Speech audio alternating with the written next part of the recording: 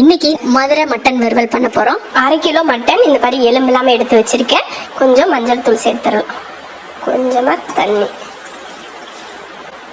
அடுத்து உப்பு. ஒரு 5 விசில் விட்டு ஆஃப் பண்ணிக்கலாம்.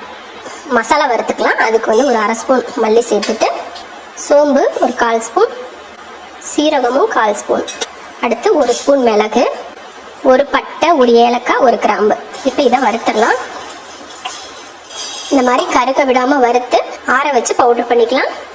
மட்டன் தாளிக்கிறதுக்கு ஒரு கடாய் வச்சு எண்ணெய் ஊற்றிக்கலாம். எண்ணெய் காஞ்சதுமே ஒரு 1/4 ஸ்பூன் அளவுக்கு சோம்பு, ஒரு கையளவுக்கு தேங்காய், கொஞ்சமாக முந்திரி பருப்பு உங்களுக்கு இஷ்டம்னா சேர்த்துக்கோங்க.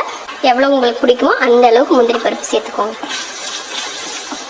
நீங்கள் இந்த தேங்காயும் முந்திரி பருப்பும் எண்ணெயில் வறுக்கிறது பிடிக்கல அப்படின்னா நீங்கள் கடைசியில் இறக்க போகிறதுக்கு முன்னாடி கூட நீங்கள் மேலே தூவி விட்டு இறக்கிக்கலாம். இல்லை இந்த மாதிரி வறுத்து சேர்த்தா பிடிக்கும் அப்படின்னா நீங்கள் இந்த மாதிரி வறுத்துக்குங்க.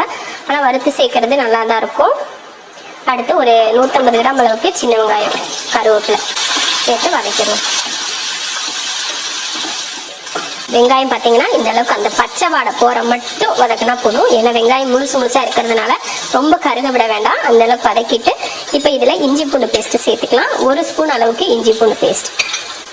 அடுத்து மிளகாத்தூள் 1 ஸ்பூன், காரத்தை பொறுத்து மிளகாத்தூள் சேர்த்துக்கோங்க. கூட மட்டனும், வேக வச்ச மட்டனை மட்டும் தனியாக எடுத்து சேர்த்துக்கலாம். சேர்த்து கலந்துருவோம். மசால் கூட மட்டன் போட்டு நல்லா ஒரு 2 நிமிஷத்துக்கு இது போல் கலந்து விட்டு வேக வச்ச தண்ணியை சேர்த்துக்கலாம். அவ்வளோதான், சேர்த்தாச்சு. இப்போ இந்த தண்ணி வத்துறது மட்டும் இதை வேக வச்சிடலாம். அதுக்கப்புறமா நம்ம பவுடர் பண்ண மசாலாவை சேர்த்துக்கலாம். தண்ணி வத்துற வரைக்கும் மூடி வச்சு வேக விட்டுறலாம். பார்த்தீங்கன்னா தண்ணியெல்லாம் நல்லா வற்றி இந்த மாதிரி கொஞ்சம் கம்மி அந்த மாதிரி ஈரப்பதம் இருக்கிற டைமில் நம்ம பவுட்ரு பண்ணோம் இல்லையா, அந்த மசாலாவை இதில் சேர்த்துக்கலாம்.